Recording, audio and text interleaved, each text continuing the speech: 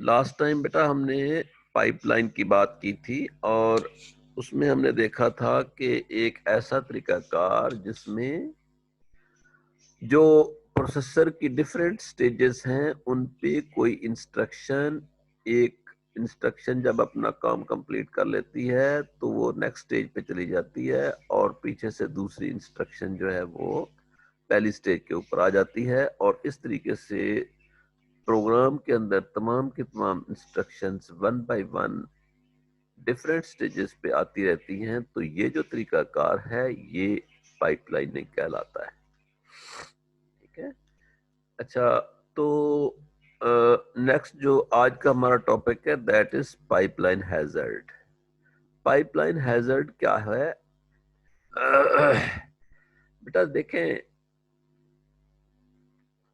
जब एक इंस्ट्रक्शन पहली स्टेज के ऊपर आती है, फिर दूसरी पे तीसरी, जब तक कि वो तमाम स्टेजेस कंप्लीट नहीं कर लेती तो दूसरी इंस्ट्रक्शन नहीं आ सकती। तो अगर इस तरीका कार को फॉलो किया जाए तो फिर तो मसला खत्म, फिर तो कोई इशू नहीं है कि एक इंस्ट्रक्शन आई है, तमाम स्टेजेस पे अपनी एग्जीक्यूशन और अपने टास्क परफॉर्म करती है और जब तक वो अपना टास्क कंप्लीट नहीं कर लेती तब तक कोई दूसरी इंस्ट्रक्शन नहीं आ सकती। तो फिर तो इशू खत्म हो गया ना, फिर तो इशू है ही कोई नहीं है। फिर तो एक इंस्ट्रक्शन आती है, जब तक कि वो अपना काम कंप्लीट नहीं हो जा कर लेती दूसरी आ नहीं सकती है, तो इशू खत्म।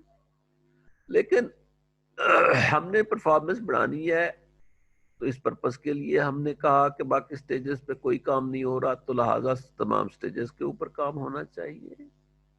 तो अब एक इंस्ट्रक्शन आ गई है पहली स्टेज के ऊपर, जब उसने एग्जीक्यूशन कंप्लीट करके दूसरी स्टेज पे गई है तो दूसरी इंस्ट्रक्शन पहली स्टेज के ऊपर आ गई है। तो फिर इश्यूज शुरू हो जाते हैं। क्या इश्यूज शुरू हो जाते हैं?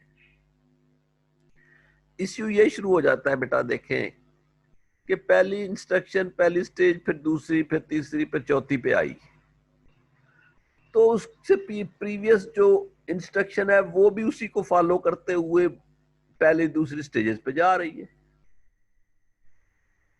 अब पहली इंस्ट्रक्शन जो है वो स्टेज नंबर 4 पे जाती है तो पता चलता है कि इसके बाद जो इंस्ट्रक्शन आ रही है उसकी एग्जीक्यूशन नहीं होनी, किसी और की एग्जीक्यूशन होनी है।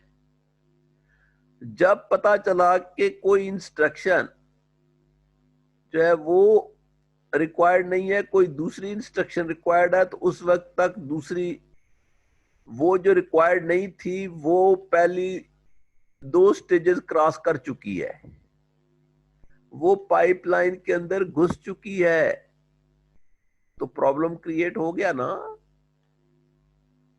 तो इस तरह के प्रॉब्लम्स क्रिएट होना शुरू हो जाते हैं। और पाइपलाइन हैजर्ड क्या है? पाइपलाइन हैजर्ड ये होता है बेटा कि किसी कंडीशन के ट्रू ना होने की वजह से, या कोई अगर कंडीशन परमिट नहीं करती तो जिसकी वजह से कोई दूसरी इंस्ट्रक्शन जो है वो एग्जीक्यूट नहीं हो सकती, तो जिसकी वजह से कुछ प्रॉब्लम्स क्रिएट हो जाते हैं, जिसकी वजह से पाइपलाइन स्टॉल हो जाता है, जिसकी वजह से पाइपलाइन में समझ नहीं आती कि अब इसके बाद क्या फंक्शनैलिटी परफॉर्म की जाए। तो ये जो चीजें क्रिएट हो जाती हैं that are called pipeline hazard. Hazard रुकावटों को बोलते हैं बेटा, रुकावटें। पाइपलाइन के अंदर जो डिफरेंट इंस्ट्रक्शंस अपनी एग्जीक्यूशन परफॉर्म कर रही होती हैं, तो उनमें अगर कोई रुकावट पैदा हो जाए, जो रुकावटें होती हैं that are called pipeline hazards. तो there are 3 types of pipeline hazard. Pipeline hazard दोबारा सुन ले क्या होता है। ऐसी वो वाली रुकावटें जो कंडीशन के ट्रू ना होने की वजह से पाइपलाइन के अंदर इंस्ट्रक्शंस की एग्जीक्यूशन के दौरान पैदा हो जाएं, तो दैट रुकावटें आर कॉल्ड पाइपलाइन हैजर्ड्स। ठीक है, तो ये पाइपलाइन हैजर्ड की डेफिनेशन थी। अब हम बात कर रहे हैं कि पाइपलाइन हैजर्ड जो है वो उनकी टाइप्स क्या है। तो there are 3 types of pipeline hazard. Number 1 है रिसोर्स हैजर्ड।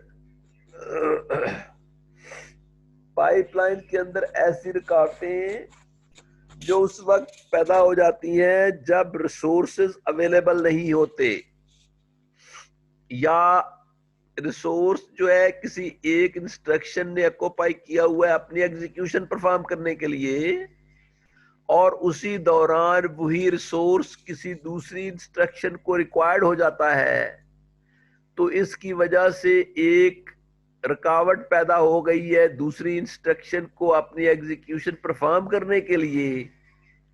तो this kind of hazards are included in resource hazard.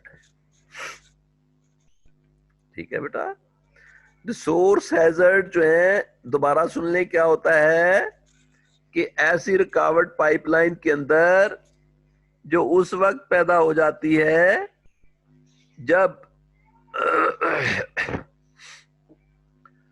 किसी इंस्ट्रक्शन को एक रिसोर्स चाहिए अपनी एग्जीक्यूशन को कंप्लीट करने के लिए, और वो रिसोर्स किसी दूसरी इंस्ट्रक्शन ने पहले ही ऑक्यूपाई किया हुआ है, तो जिसकी वजह से उस इंस्ट्रक्शन को अपनी एग्जीक्यूशन परफॉर्म करने में प्रॉब्लम क्रिएट होना शुरू हो जाता है, तो वो अपनी इंस्ट्रक्शन की एग्जीक्यूशन परफॉर्म नहीं कर सकती है, तो जिसकी वजह से ये रुकावट क्रिएट हो गई। तो ऐसे type of hazards are included in the resource hazard. ठीक है, these are also called structural hazard। इनको स्ट्रक्चरल हैजर्ड कहते हैं। तो इसने इसकी एग्जांपल भी दी हुई है बेटा, इसी की एग्जांपल हम कोट कर लेते हैं। तो इसकी एग्जांपल जो है वो ये है, यहाँ पे देखें, हम बात कर रहे थे रिसोर्स हैजर्ड की।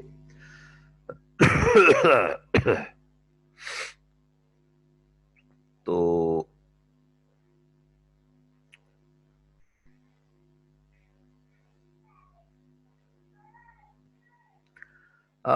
इसने यहाँ पर इसका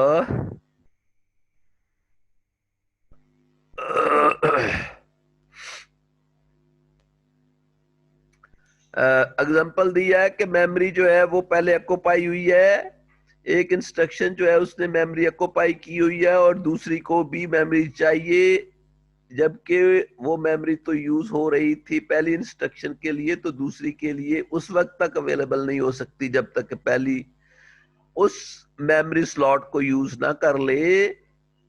तो इस तरीके से ये एग्जांपल है। उसने दूसरी एग्जांपल दी है रिसोर्स हैजर्ड में कि अगर आपके पास ALU मौजूद है और एक अरिथमेटिक से रिलेटेड ऑपरेशन परफॉर्म करना है, तो ALU जो है पहले एक इंस्ट्रक्शन को एलोकेट किया गया है, तो दूसरी इंस्ट्रक्शन को अब एलोकेट नहीं हो सकता, तो जिसकी वजह से पाइपलाइन हैजर्ड क्रिएट हो जाता है। तो इसको रिमूव करने का क्या तरीकाकार है, इसको रिमूव करने का तरीकाकार भी बुक में लिख दिया गया है कि वो वाला पोर्शन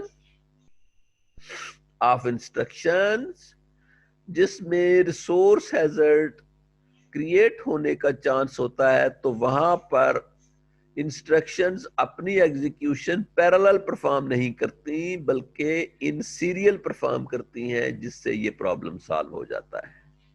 यानी कि बेटा रिसोर्स हैजर्ड तो उस वक्त क्रिएट होता है ना जब एक से ज्यादा इंस्ट्रक्शंस चाहती हैं कि वो अपनी एग्जीक्यूशन कंप्लीट कर लें, तो जिसकी वजह से वो वाला पोर्शन ऑफ इंस्ट्रक्शंस जो एक ही रिसोर्स को यूज कर रहा होता है, तो उनकी एग्जीक्यूशन इन पैरेलल परफॉर्म नहीं होती है बल्कि इन सीरियल परफॉर्म होती है। तो यूं इस प्रॉब्लम को रिमूव कर लिया जाता है। उसके बाद है दूसरा डाटा हैजर्ड्स।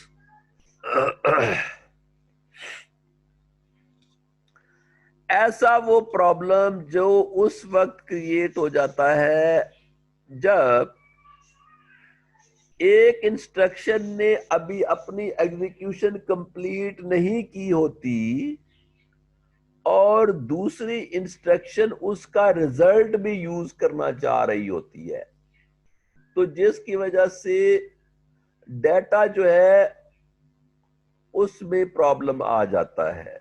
ठीक है, आपने बेटा तहम्मुल मिजाजी से सुनना है, सब्र के साथ सुनना है।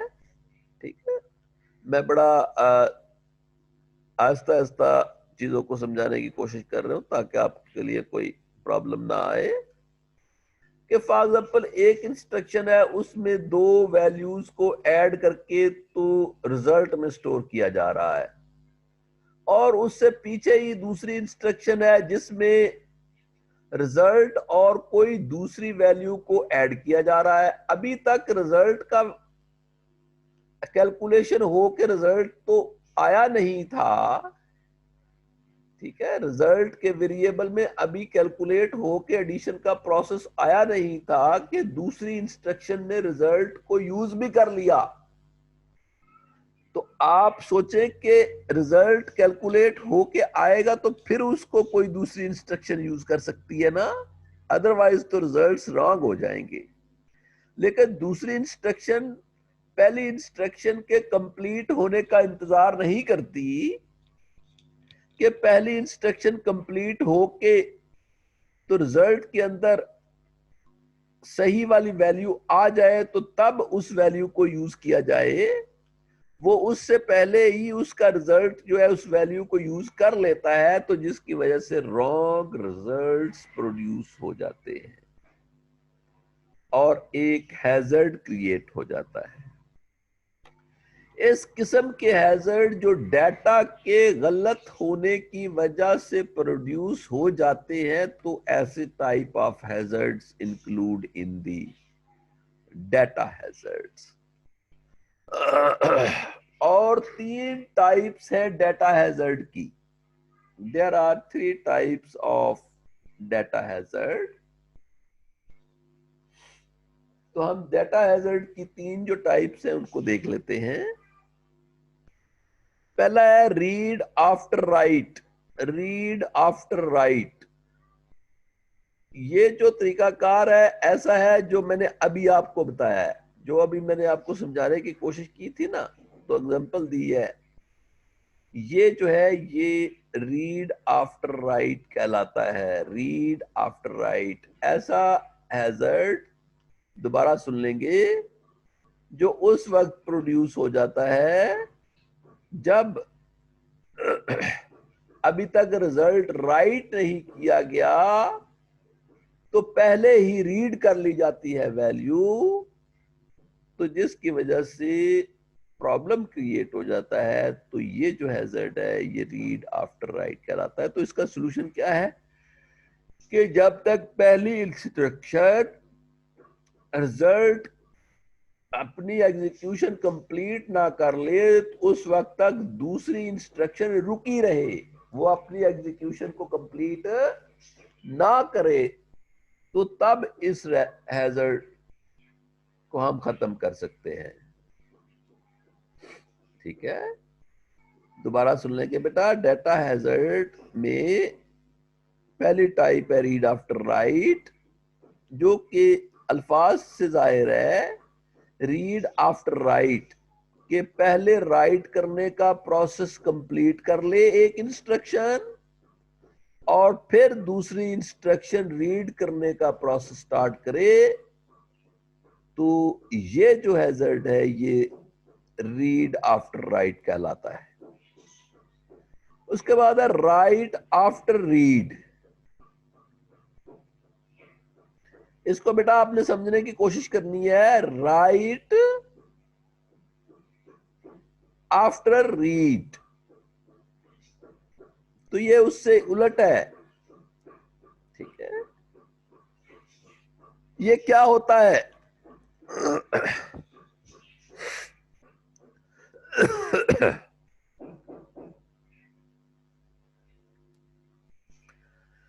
बाज़ औकात इंस्ट्रक्शंस ऐसी आ जाती हैं कि पहली इंस्ट्रक्शन का साइज बहुत बड़ा होता है और दूसरी इंस्ट्रक्शन बिल्कुल छोटी होती है। पहली इंस्ट्रक्शन ने अभी अपनी एग्जीक्यूशन कंप्लीट नहीं की होती कि दूसरी इंस्ट्रक्शन अपनी एग्जीक्यूशन कंप्लीट कर लेती है। ठीक है,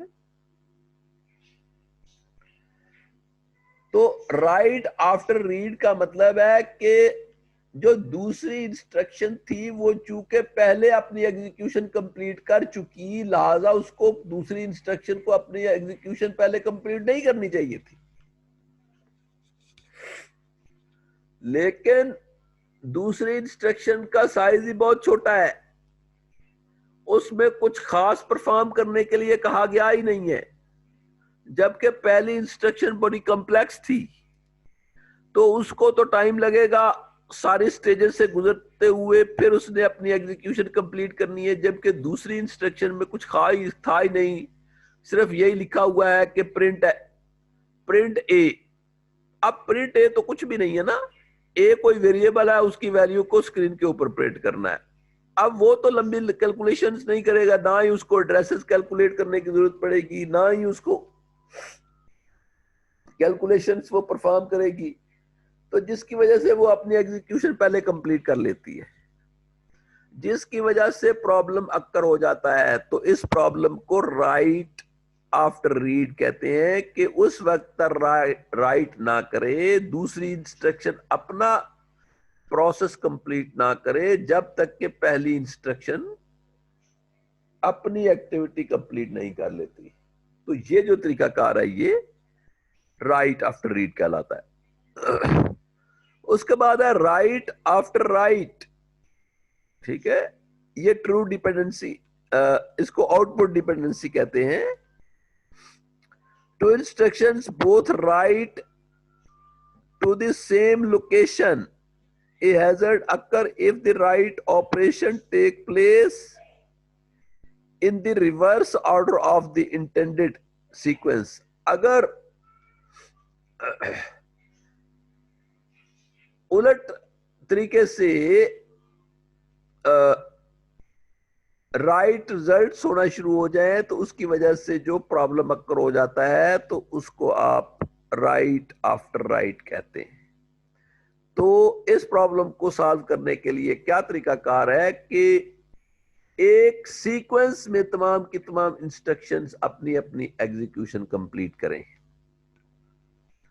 तो जो आगे वाली इंस्ट्रक्शंस है वो अपनी एग्जीक्यूशन पहले कंप्लीट ना करें, तो ऐसा तरीकाकार जो है आपके पास वो